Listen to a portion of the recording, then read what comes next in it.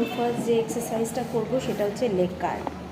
এক্সারসাইজটা করছি ওয়েট নিয়ে, জিমে এক্সারসাইজ করতে এসেছি।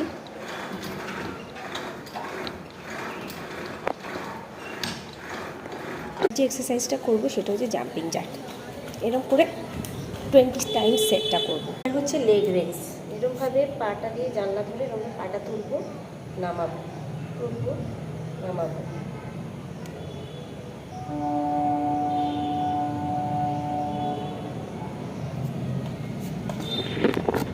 জাম্পিং জ্যাক এক্সারসাইজটা বুঝতে পেরেছো নিশ্চয়ই তোমরা।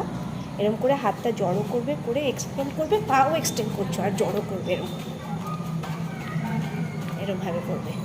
বাইসেপ মাসেল ট্রেন করতে গেলে এরকম 2.5 কিলো ডাম্বল নিয়ে নিয়েছি, এরকমভাবে 20 সেট করতে হবে, এতে বাইসেপটা তৈরি হবে।